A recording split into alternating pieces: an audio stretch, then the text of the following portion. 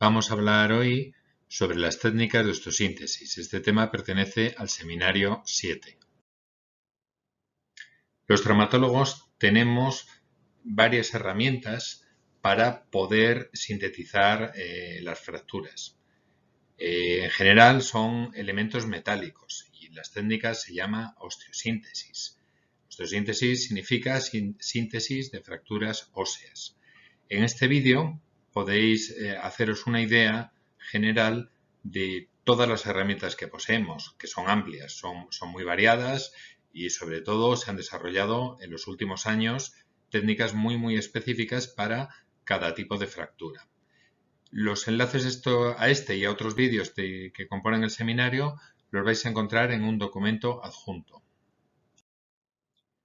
Las agujas de Kirchner constituyen el elemento básico de todo traumatólogo. Son simplemente agujas de diferentes diámetros, desde 0,6 milímetros, 0,8, 1,2, 1,4 y nos permiten ensartar los huesos y alinearlos en la posición en las que queremos. Es una técnica antigua, pero muy elegante y muy útil en estructuras de pequeño tamaño, sobre todo en mano y pie.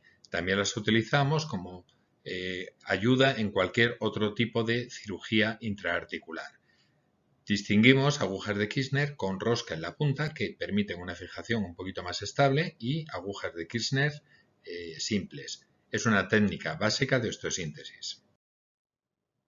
Las agujas de Kirchner, cuando las utilicemos junto con un alambre a tensión, nos permiten realizar una técnica que se llama técnica de Obenke o de banda tensión o tirante, con la cual sintetizamos, sobre todo las principales estructuras que sintetizamos son las fracturas de rótula y las fracturas de Olecranon.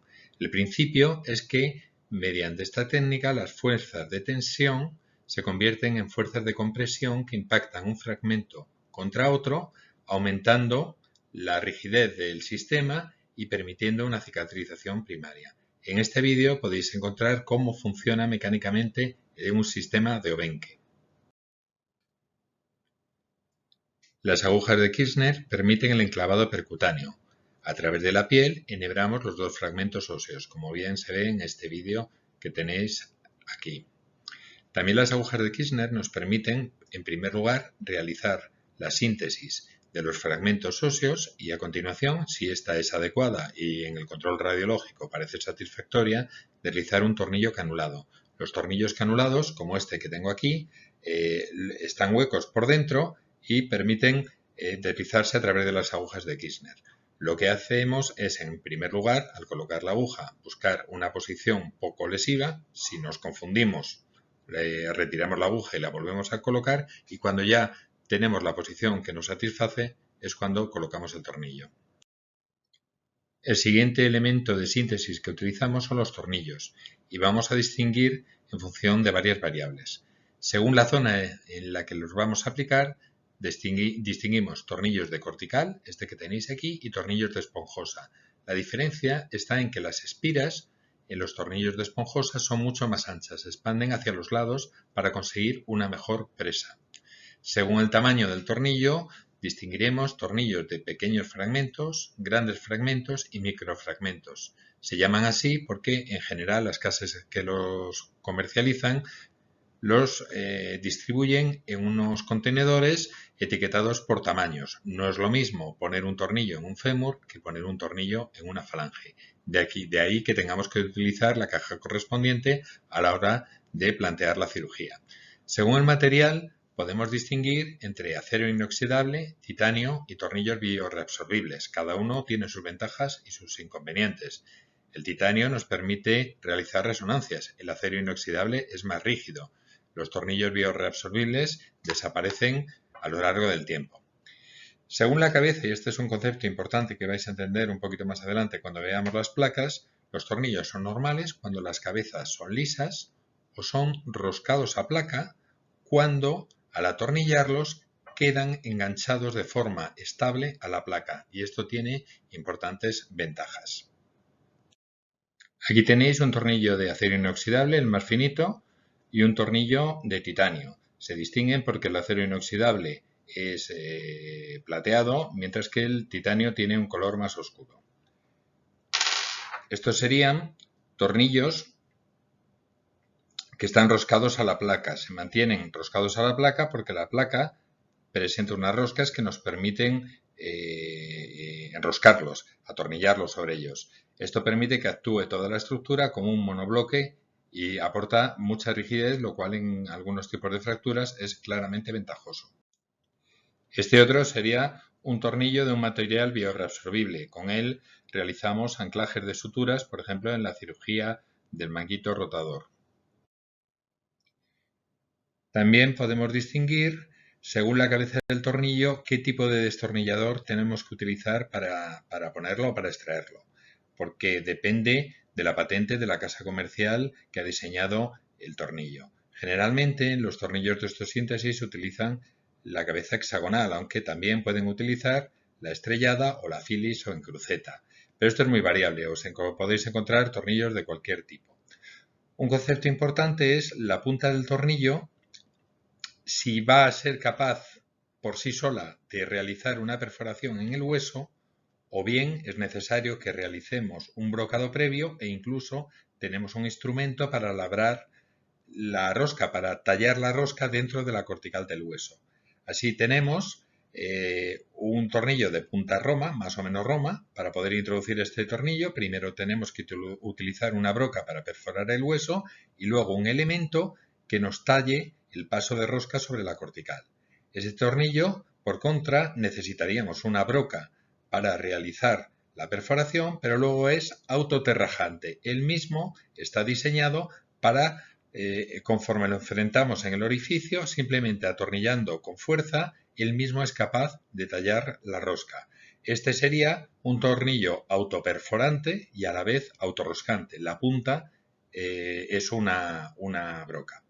Otra característica también importante es según el tipo de rosca, es decir, si la rosca es todo a lo largo del tornillo o solamente en la parte más distal del tornillo. Es lo que se llama rosca completa o rosca parcial. Esto permite que cuando yo utilizo un tornillo de rosca parcial, lo que hace es, según voy apretando, la pieza que engancha en la parte distal la acerca a la cabeza del fémur, permite una compresión interfragmentaria. Aquí arriba tenéis unos tornillos canulados. Como os expliqué antes, primero se coloca la aguja de Kirchner y cuando está en posición óptima es cuando realizamos la perforación y a continuación metemos el tornillo. Estos serían tornillos de rosca variable. Se llaman tornillos de Gerber, aunque hay de otras marcas. Por ejemplo, los Accutrack, que visteis en uno de los vídeos que os enseñé antes. Estos funcionan de una manera muy ingeniosa. Las roscas en la parte proximal del tornillo están mucho más próximas que en la parte distal. Eso quiere decir que cuando gira el tornillo, el fragmento que se está roscando en la parte proximal avanza mucho más rápido en dirección distal que el fragmento distal y eso permite la compresión interfragmentaria. Otro truco que se utiliza, otra técnica, es el tornillo en modo tracción. Lo que hacemos es, utilizamos un tornillo de rosca distal, solamente tiene rosca en la parte más distal del tornillo, de tal manera que cuando se engancha la cortical, lo que consigue es aproximar los dos fragmentos y cerrar el foco de fractura. En este vídeo se puede ver cómo funciona un tornillo de rosca variable. Aquí la variación de la rosca es todo a lo largo de la longitud del tornillo, de tal manera que al ir apretando va comprimiendo el fragmento distal del metacarpiano contra el fragmento proximal. Hemos hablado de las agujas de Kirchner y a continuación de los tornillos. Ahora vamos a hablar de las placas. Las placas se utilizan principalmente en las fracturas articulares, porque este tipo de fracturas requieren una fijación interna rígida que nos permita movilizar la articulación desde el principio. Además, la reducción anatómica de las fracturas periarticulares es esencial y este tipo de elementos de síntesis en muchas ocasiones nos lo permite. También lo podemos utilizar en fracturas diafisarias, aunque es menos frecuente. Se utilizan fundamentalmente placas cuando sintetizamos las fracturas de antebrazo y en las fracturas de falanges y metacarpianos. La agresión que se realiza al implantar una placa es mucho mayor que la que utilizamos cuando empleamos otros elementos de síntesis. Y este es su principal inconveniente, que la agresión es mayor y por lo tanto distorsionamos en parte la cicatrización ósea. Una ventaja importante es que existen muchos tipos de placas muy versátiles y que podemos utilizar en diferentes localizaciones anatómicas y con distintos objetivos, como vamos a ver a continuación. El inconveniente de la placa, como he comentado, es que distorsiona el proceso de consolidación. En primer lugar, evacuamos el hematoma, lesionamos la vascularización para poder implantar la placa, dejamos un material extraño y esto genera mayor riesgo de infección. Las placas permiten una consolidación cortical directa porque estabilizan de forma absoluta el foco de fractura, con lo cual no se forma cartílago entre los dos fragmentos de la fractura y se ocurre una remodelación haversiana directa. Las trabéculas óseas se conectan de un lado al otro del foco sin que se interponga cartílago. Las placas tubulares son las más sencillas.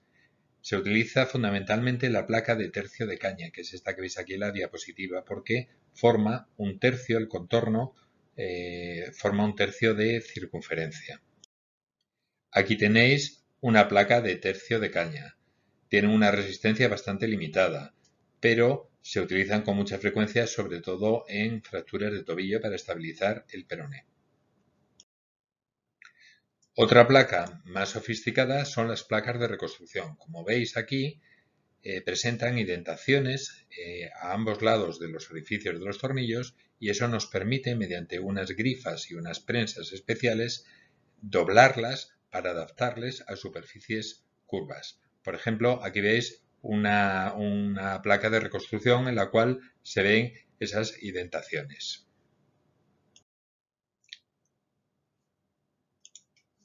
Otro tipo de placa muy interesante es la placa de compresión dinámica, la DCP, que responde a sus siglas en inglés.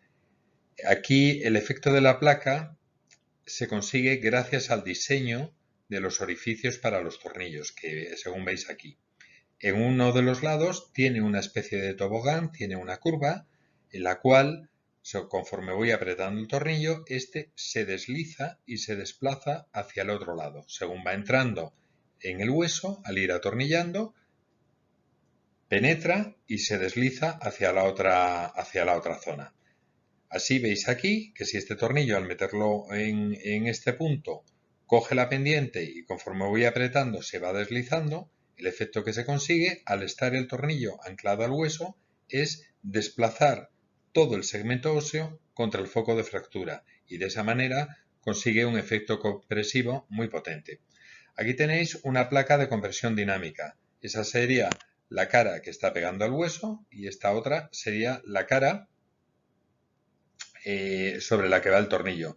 Veis el orificio y cómo presenta esas pendientes por donde va a deslizar la cabeza del tornillo. Otro tipo de placa es la LC-DCP, que es aquella de contacto óseo limitado en una placa de compresión dinámica. El diseño de los tornillos de la cabeza, donde va alojada la cabeza de los tornillos, es similar. Presenta los mismos toboganes para permitir la compresión interfragmentaria. Aquí lo que prima es el limitado contacto de la placa sobre el hueso y esto se hace así para preservar la red de capilares periósticos y para perfundir mejor la cortical ósea. La cara que mira la placa, en lugar de ser continua y estar completamente apoyada sobre el hueso, solamente contacta con el hueso en determinados puntos y esto permite conservar en cierta medida la perfusión capilar de la cortical ósea. Los tornillos se conectan a las placas de dos formas diferentes.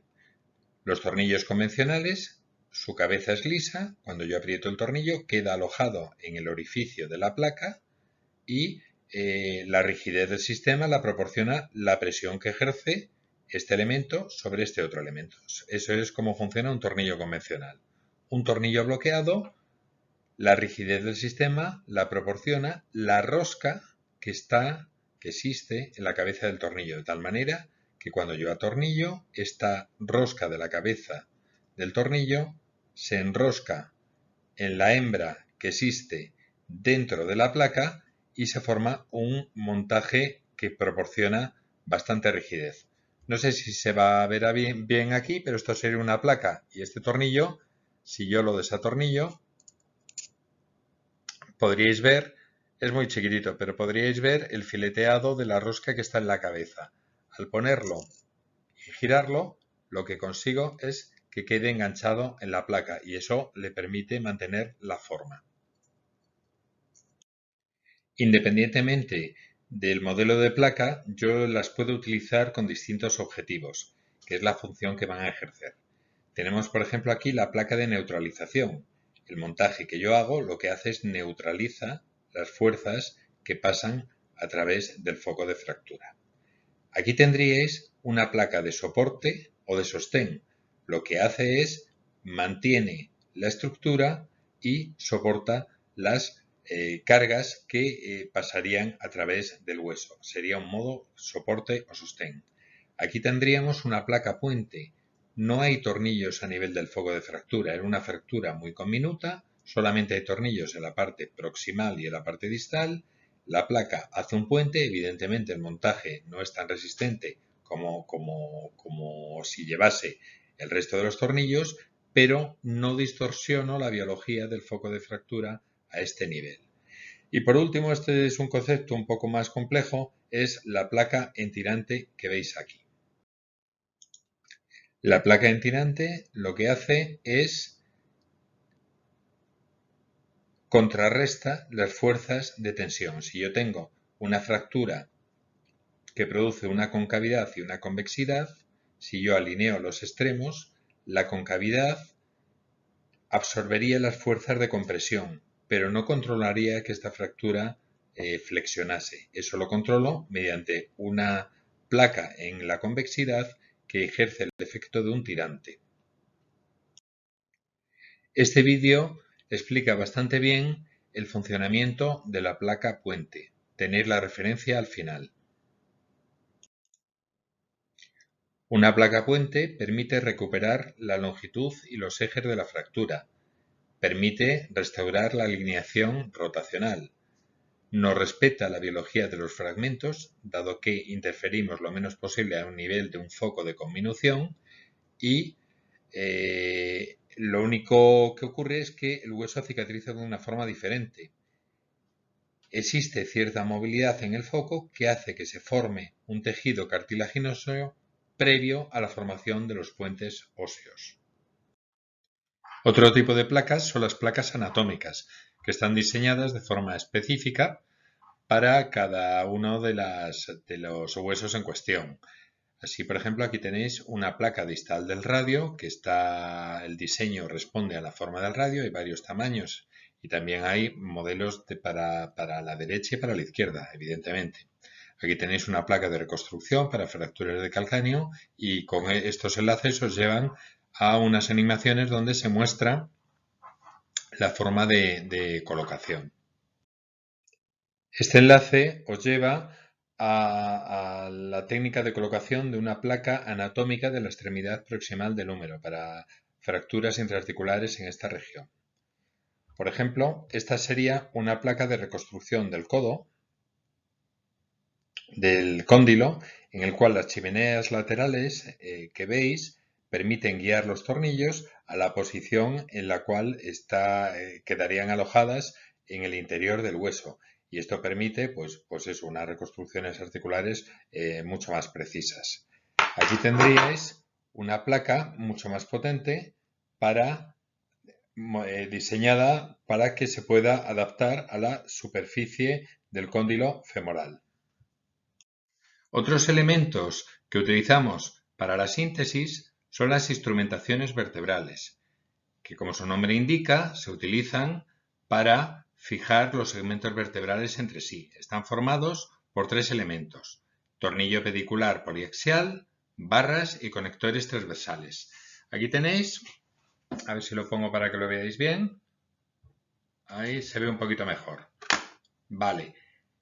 Los tornillos pediculares serían estos elementos que tenemos aquí, de tal manera que estos serían para el sacro, para la L5, estos dos, este sería el derecho y este es el izquierdo, es decir, el individuo está de pie y mirando hacia mi derecha y aquí estaría la espalda. Este sería el tornillo pedicular derecho del L4, L4, pedicular derecho del L3, L3, L2, lo tendríais aquí. Por detrás los pedículos están conectados en lugar de por una placa, por unas barras longitudinales que van conectando todos y cada uno de los tornillos y que quedan bloqueadas en la tulipa del tornillo, que es como se denomina esta región. Y las dos barras laterales, la izquierda que tenéis aquí y la derecha que tenéis aquí, está conectada por un conector transversal. Estos se meten, o sea, se introducen primero los tornillos, a continuación con las tulipas móviles adaptamos la barra para que pase por todas y cada una de las tulipas, se bloquean con unas tuercas que tenéis en la parte posterior y después se conectan las dos barras. Se llaman tornillos poliaxiales porque, como veis en este otro montaje, el tornillo tiene cierta capacidad de movilidad, tiene una poliaxialidad. Así yo puedo adaptar la barra mucho más fácil cuando tengo que hacer una instrumentación larga. Vamos a hablar ahora de los clavos intramedulares. Los clavos se utilizan para el tratamiento de las fracturas diafisarias. Es el tratamiento estándar. Generalmente la mayoría de ellas se tratan mediante un enclavado centromedular. Y como podéis comprender, el diseño responde de forma específica al hueso en cuestión. No es lo mismo un clavo de húmero que un clavo de tibia. Cada uno tiene que responder a la anatomía del paciente. Y generalmente también hay modelos para el lado derecho y para el lado izquierdo que respetan las curvaduras en los tres planos del espacio que tienen estos huesos. Según el material, los clavos originales se diseñaron en acero inoxidable, como este que veis aquí. El acero inoxidable se sigue utilizando porque es mucho más resistente que el titanio. Se rompe de forma mucho más tardía cuando está sometido a cargas. Si nosotros sospechamos que una fractura, por el motivo que sea, va a tardar en consolidar, por ejemplo, una fractura patológica, es adecuado utilizar un clavo de acero inoxidable. Tiene el problema, como podéis comprender, que interfiere con las imágenes de resonancia magnética. Los clavos de titanio tienen un diseño mucho más moderno. Este sería, por ejemplo, un clavo de tibia, mucho más fino, de la casa AO. Y tenéis aquí otro modelo un poquito más moderno. Los clavos de fémur son mucho más voluminosos, mucho más resistentes, mayor diámetro y mayor resistencia. Como he dicho, cada uno de estos clavos está diseñado de forma específica para la lesión que vayamos a tratar. Otro concepto importante que hay que tener en cuenta es que los clavos podemos introducirlos después de fresar la medular o sin necesidad de fresarlo. A ver, un clavo fresado, lo que tenemos que hacer es localizar el orificio de entrada de la medular, deslizamos una aguja guía a través del foco de fractura de tal manera que lo reduzcamos y a continuación se pasan fresas largas que van enganchadas en unos árboles muy largos para rebajar en la periferia el diámetro medular del fémur, de tal manera que vamos pasando fresas crecientes. Con eso se consiguen dos efectos. Se cruenta la parte interna del hueso, lo cual consigue un aumento de la vascularización en el foco de fractura y, según algunos autores, aumenta la velocidad de cicatrización. Y segundo, nos permite meter un clavo un poquito más grueso.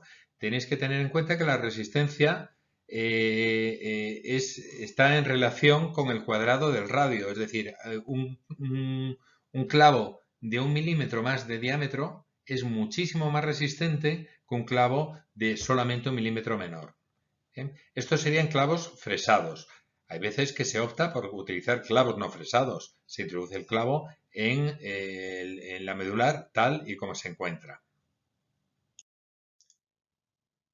Según el tipo de ajuste que realiza el clavo al hueso, distinguimos clavos que se fijan por presión o clavos cerrojados. A ver, los clavos por presión, por ejemplo, sería este que veis aquí. Como veis, es semicircular, lo voy a acercar a la pantalla, pero tiene una ranura en la parte posterior. Eso quiere decir que cuando el clavo se introduce a martillazos, el semicilindro que tenemos tiene cierta capacidad de expansión que nos bloquearía las rotaciones del clavo.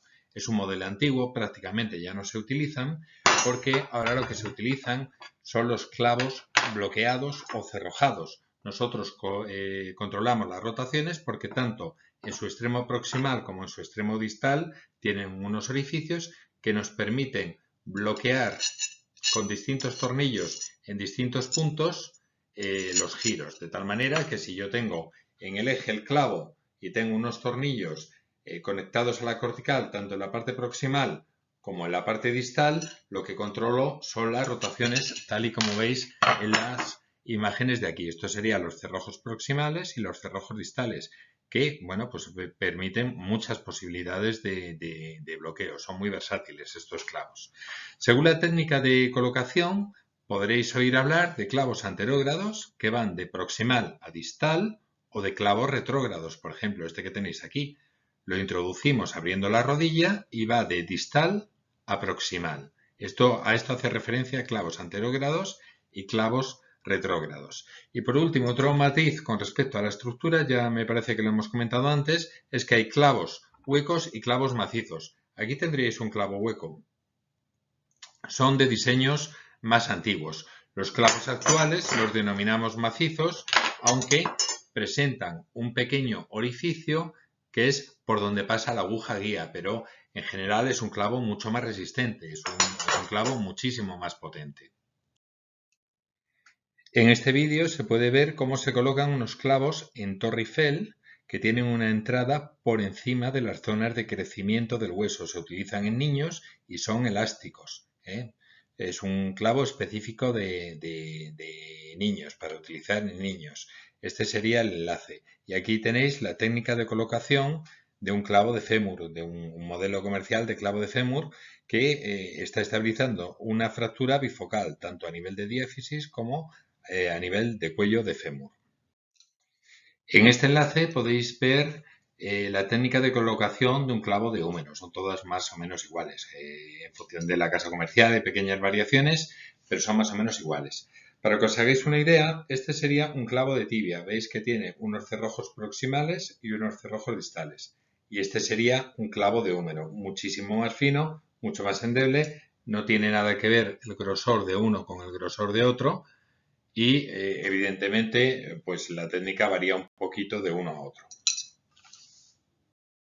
Para finalizar con los clavos quería comentaros un tipo de clavos que utilizamos con muchísima frecuencia y que están específicamente diseñados para las fracturas de cadera, para las fracturas pertrocantérias.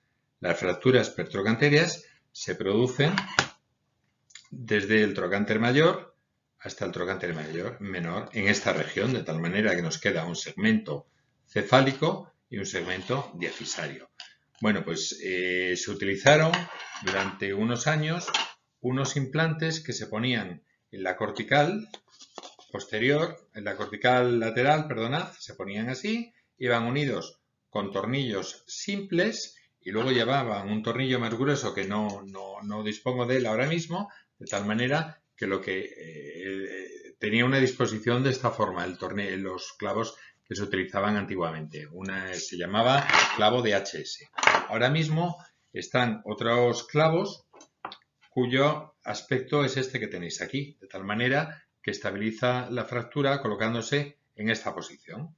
Tiene tres elementos, un tornillo cefálico, el clavo propiamente dicho y el tornillo de bloqueo. Y luego además tiene un tornillo prisionero que nos bloquea este clavo para que no migre.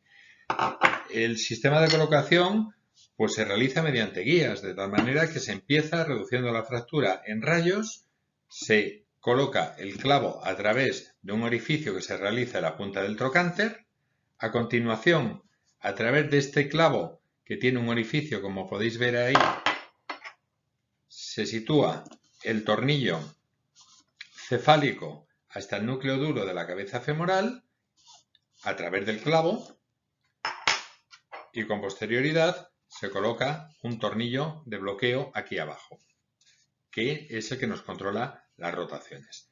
De tal manera que este es un implante muy cómodo, muy rápido de poner, muy útil, con muy poco sangrado y que permite la carga prácticamente inmediata.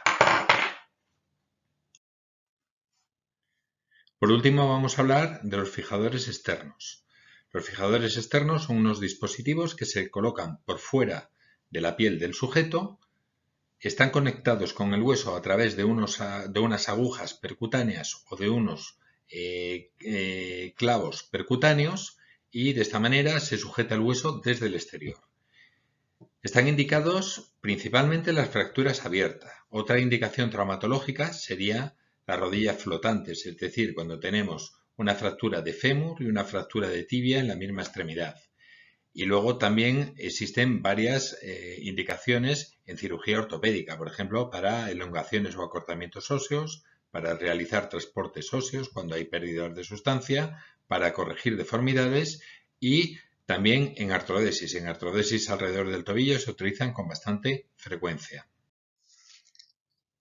Aquí tenéis un sistema de fijación externa basado en monotubos y clavos de Chance, que son los que se sujetan al hueso. Aquí tendríais un fijador que funciona en un único plano y solamente en uno de los lados del hueso, unilateral, uniplanar. Aquí tendríais un montaje más estable en un único lado del hueso, pero en dos planos, bastante más estable que el anterior. Aquí tendríais un sistema de fijadores bilateral a un lado y al otro del hueso, pero en un único plano, y el sistema más estable de todos es este último, que es en dos lados y además en dos planos ortogonales.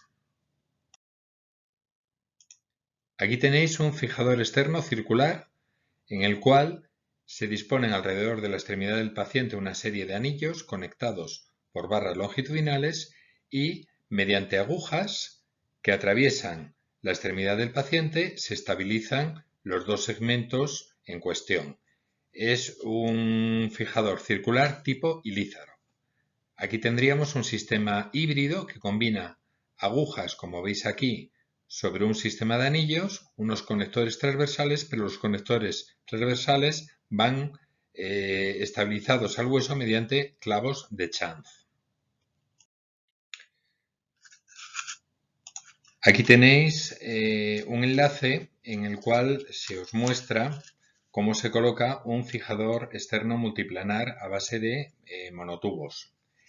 Y aquí tendríais el enlace para ver cómo se adapta un fijador circular. Con esto acabamos el tema de hoy. Si tenéis alguna duda, no dudéis en consultar, y os recomiendo que veáis todos los enlaces que os he señalado. Se ven muy rápido, duran muy poquito y saldréis con una idea bastante clara de cómo funcionamos a nivel práctico los traumatólogos a la hora de plantearnos una osteosíntesis.